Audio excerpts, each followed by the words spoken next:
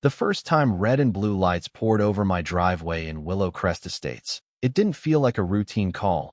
It felt like someone had dragged my private life into a public spectacle, because the patrol cars didn't just stop, they flared up like a raid. Doors up and down the street swung open, heads popped out like the whole neighborhood had been waiting for a new episode of drama. And 3 officers climbed my porch with that careful posture cops use when they've been told there's danger on the other side of the door, hands hovering near their belts, eyes scanning my windows like my home was suddenly a problem to solve. "Ma'am, we need you to step outside," one of them called, voice clipped, professional, but loaded with suspicion, and I could taste something metallic in my mouth, the kind of fear that doesn't come from being guilty, but from realizing someone else's lie can still put you in handcuffs.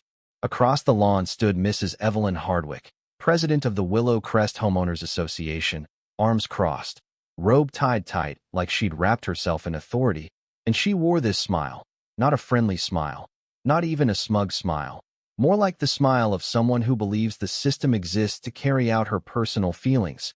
And when she pointed toward my door and said, "That's her, the suspicious woman," she didn't sound unsure. She sounded delighted, like she'd finally found a lever that could move my life.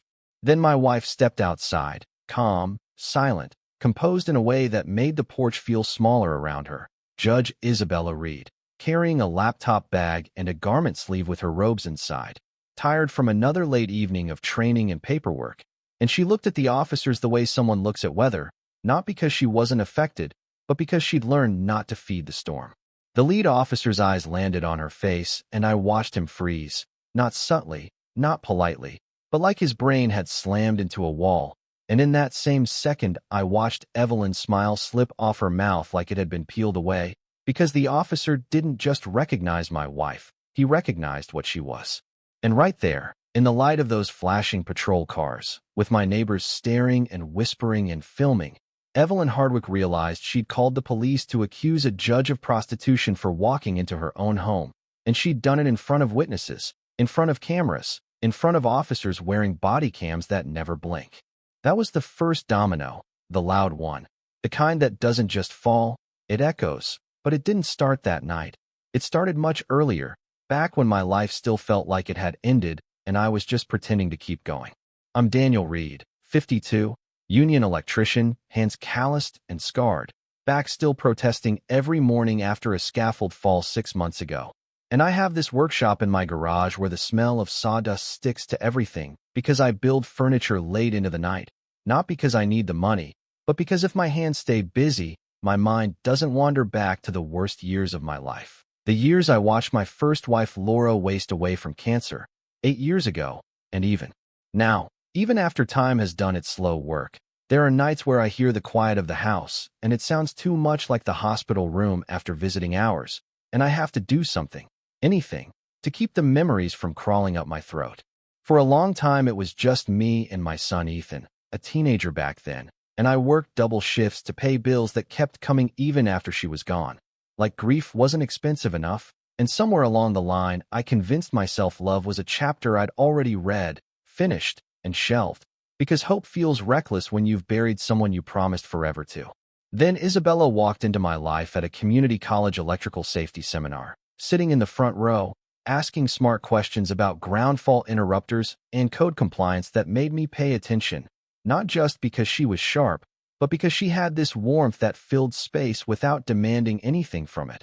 And she laughed in a way that made the empty parts of my chest feel less empty. Like she wasn't trying to fix my grief, she was just willing to stand beside it.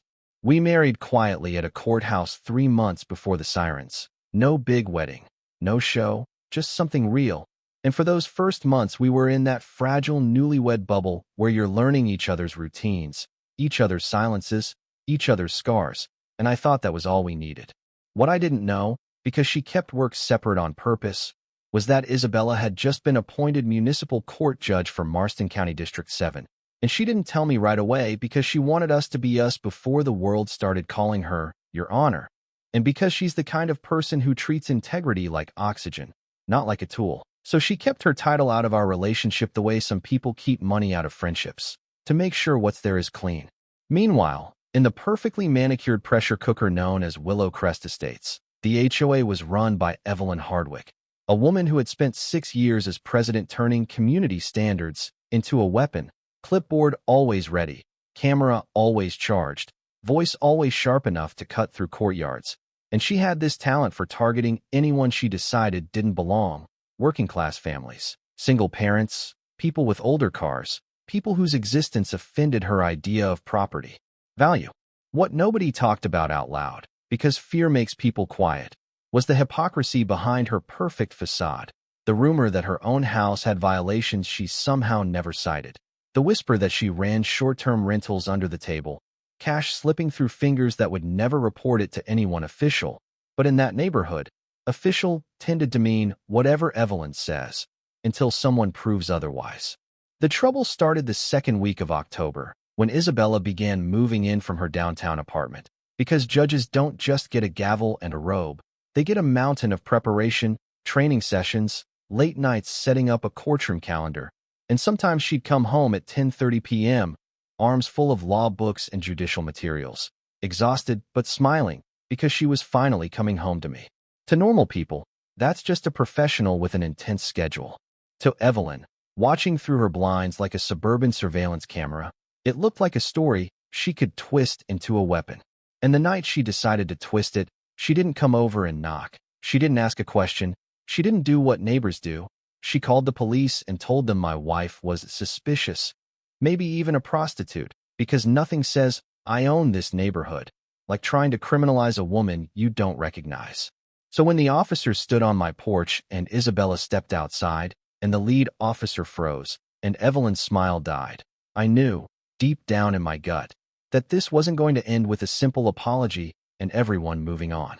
Because when someone shows you they're willing to burn your dignity for entertainment, they don't stop until they hit something that burns them back. And that night, under the flashing lights, Evelyn Hardwick hit something she couldn't bully, couldn't fine, couldn't shame, couldn't intimidate, because she'd accidentally aimed her cruelty at real authority, and real authority doesn't panic.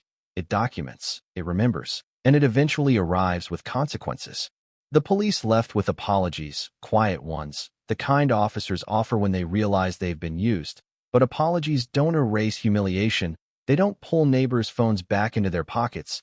They don't unring the bell of, maybe there's something wrong with that house. And that's what Evelyn wanted, not justice, just a stain, a whisper that would follow us through the community like smoke. I barely slept that night, and in the dark I listened to my wife breathing, steady and controlled, and I felt a kind of anger I hadn't felt in years, not the hot, reckless anger of a bar fight, but the slow, dense anger of someone watching the person he loves get targeted for no reason except another person's hunger for control.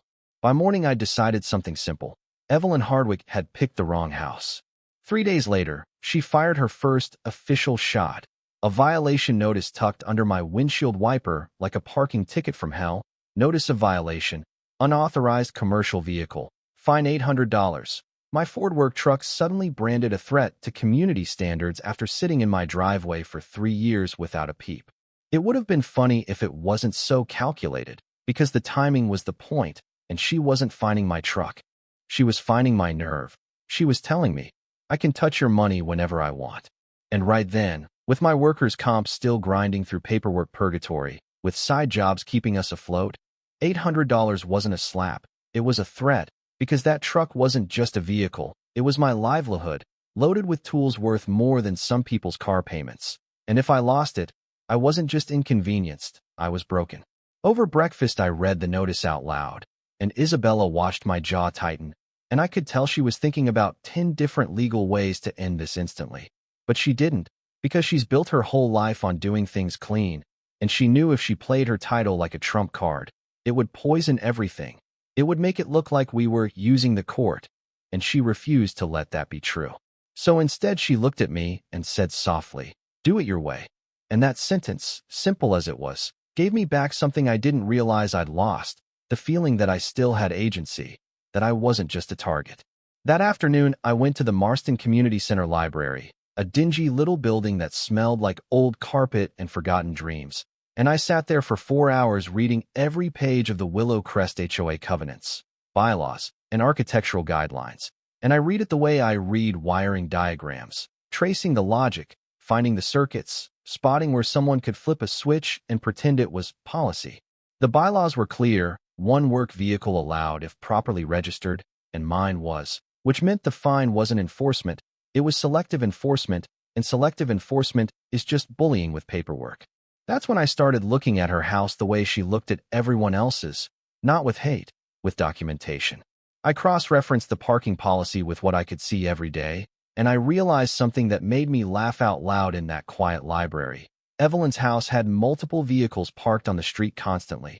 Not just hers, not just her husband's, but rotating guest cars, the kind you see when someone's running something on the side. And according to her own rules, each of those cars was a daily violation, $50 per day, per vehicle. So I started taking pictures, the way she loved to do, time-stamped, clear plates. Monday, silver sedan with out-of-state plates. Tuesday, pickup half on the sidewalk. Wednesday, loud muscle car that looked like it violated noise ordinances by existing. And every morning when I drove to physical therapy, my phone was ready, because if she wanted a paper war, I was going to give her a binder.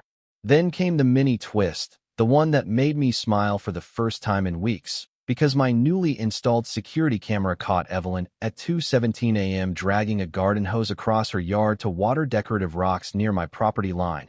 And it wasn't about plants. Those rocks hadn't been watered in years. She was manufacturing sound, manufacturing late-night disturbances, creating her own evidence so she could file complaints in the morning about noise and suspicious activity. I saved that video like it was gold, because it wasn't just proof. It was a window into her strategy, and once you understand someone's strategy, you can predict their next move.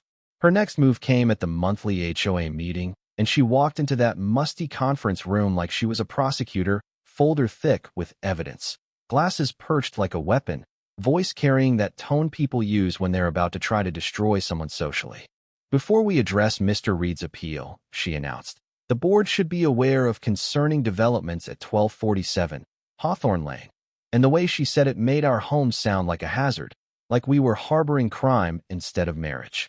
Then she dropped the real poison, claiming I was allowing an unregistered individual to cohabitate, that multiple neighbors had seen a woman coming and going at odd hours with different vehicles. And I felt heat rise in my chest, because she wasn't just attacking me. She was attacking my wife, my marriage, my home, using innuendo like a knife. I stood up slowly, back aching, and laid out my photos, calmly, methodically, the way you lay out wires before you connect them, and I read the bylaw section out loud, showing that her house violated the exact policy she used against me. And then I held up my marriage certificate and said, the unregistered individual is my wife, Isabella Reed. And you could feel the room shift, because suddenly her story looked like what it was, a tantrum with stationery. That should have been the end. But Evelyn was too addicted to control to back down gracefully, so she doubled down, snapping that legitimate wives don't sneak around at midnight carrying mysterious packages, and I answered calmly, those packages are law books. And then I opened my phone and played the footage of her watering rocks at 2:17 a.m., and the room watched her sabotage herself. She recovered fast, because she's practiced at manipulation, claiming it was a personal vendetta, moving to table the discussion, demanding more documentation, buying time, and I realized she'd just given me exactly what I needed, more runway, more opportunity to build a case that could survive sunlight. Because while she was playing amateur detective, I was learning chess, and I had no idea yet that the biggest piece on the board was the woman sitting beside me at home, the one whose robe wasn't just a garment bag in the hallway, but a symbol of a courtroom she'd soon control. 3 weeks after that meeting, Evelyn Hardwick played her nuclear card, and it came early on a Saturday morning, 6:47 a.m., my phone buzzing with a number I didn't recognize, and a voice on the other end introduced himself as Officer Grant Hale from the Marston Police Department, professional, controlled, with that hint of sympathy you hear when someone knows this is going to ruin your day. We received a report of domestic violence at your address, he said. My blood turned into ice water so fast I felt it in my fingers, because if you've ever dealt with workers' comp, you know any suggestion of instability can blow your claim to dust. And with my back injury still under review, a DV accusation wasn't just humiliating, it was financially lethal. I looked out the window and saw Evelyn standing in her yard in her robe, phone to her ear, gesturing dramatically at my house like she was directing a scene, and I realized she wasn't just petty, she was dangerous, because she was willing to gamble my livelihood for the thrill of control. 5 minutes later, I was in handcuffs on my own lawn while officers searched my home, neighbors emerging like spectators, my son Ethan visiting for the weekend, watching from the window with wide-eyed terror. And the worst part wasn't the cuffs biting my wrists, it wasn't the shame, it was seeing Isabella walk out in pajamas, hair slightly messy, face composed, explaining calmly that nothing had happened, that she was fine, that the report was false, while I stood there unable to even touch her hand. "Ma'am, did he threaten you or harm you?" the officer asked. "Absolutely not," she replied, voice steady. "This is my husband, and someone has made a false report." It took 45 minutes for them to clear it, 45 minutes where my future hung by a thread, and when the officers left, the damage didn't. Because in a neighborhood like Willow Crest, rumors don't need proof, they just need oxygen. That night, in my workshop, shaking too hard to hold a coffee cup, I said out loud what I'd been trying not to think. How far is she willing to go? And Isabella sat beside me on the workbench, careful not to touch the multimeter I was gripping like a security blanket. And she finally told me the truth she'd been carrying quietly for months. "I need you to know who you married," she said, calm, measured, not dramatic. And she explained that she was Judge Isabella Reed, newly appointed to municipal court for Marston County District 7, and that her docket included things like harassment, restraining orders, nuisance disputes, and yes, cases that grew out of HOA conflicts when they spilled into the legal system. She also told me what she couldn't do. She couldn't intervene directly, couldn't coach me, couldn't weaponize her title, because integrity isn't something she puts down when it gets inconvenient. But the implication was unavoidable. If Evelyn kept escalating, she was walking toward a courtroom, and the odds of her stepping in front of my wife's bench were rising like a tide. The twist that made the whole thing feel like the universe had a wicked sense of humor came a few days later, when Evelyn filed for a restraining order, not just against me, but against my wife too, accusing us of stalking and intimidation, demanding an emergency hearing. And when I read that petition, I didn't feel the way I expected. I felt this strange, cold calm, because she'd finally committed her lies to sworn paper, and sworn paper has consequences.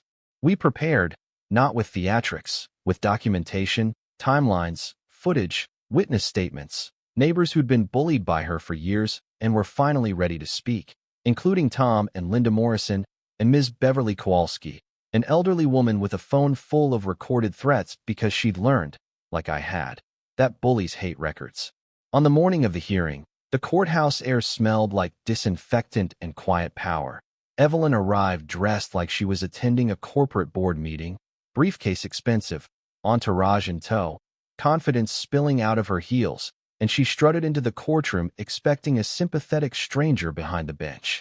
Then the bailiff announced, "All rise for the Honorable Judge Isabella Reed." And I swear I watched Evelyn have a full-body system crash, papers slipping, mouth opening, eyes darting like she was searching for an exit that didn't exist. "Your Honor," she stammered, voice cracking. "That's her, that's the woman." And Isabella, in black robes, composed as stone, looked down and said, "Mrs. Hardwick, you have filed a petition against a sitting municipal court judge." And she didn't sound angry, she sounded factual, which is worse for someone like Evelyn, because facts don't negotiate. The case proceeded, because she filed it, and the court examined her claims, and one by one her lies collapsed under the weight of evidence. Video of her manufacturing disturbances, audio of her threats, records of her selective enforcement, photos of her own violations, witnesses describing her pattern, and when she presented her proof, it was blurry photos through blinds, speculation dressed up as certainty, nothing that could survive a real courtroom. In the end, the restraining order was denied, her petition dismissed, and the matter was referred for review of false reporting and perjury implications. And the real blow wasn't just legal, it was social, because bullies rely on the illusion that they can do whatever they want without consequences, and that illusion shattered in public. Within days, she resigned from the Willow Crest Homeowners Association. The community implemented transparency policies, a review committee, due process, and the fear that had kept neighbors silent began to lift like fog after sunrise. My workers' comp claim stabilized after the accusations were debunked. My son stopped flinching every time a car slowed near the house. And my marriage, the thing she tried to poison, came out stronger because we didn't fight with ugliness. We fought with truth. And when the house finally felt quiet again, not the haunted quiet of grief, but the peaceful quiet of safety, I stood in my workshop, smelled sawdust and coffee, listened to my wife humming softly in the kitchen, and I felt something I hadn't felt in a long time. Not victory exactly, but closure, like the system finally corrected itself after a prolonged short circuit. So here's the question I'm leaving you with, and I want you to answer it honestly, not with knee-jerk hero fantasies, but with real moral weight. When someone abuses authority to humiliate your spouse, threatens your livelihood with false reports, and tries to weaponize the law to erase you, is it revenge, to let consequences happen in full public daylight? Or is it justice finally doing what justice is supposed to do? And where do you draw the line between protecting your family and enjoying the moment the bully finally loses control?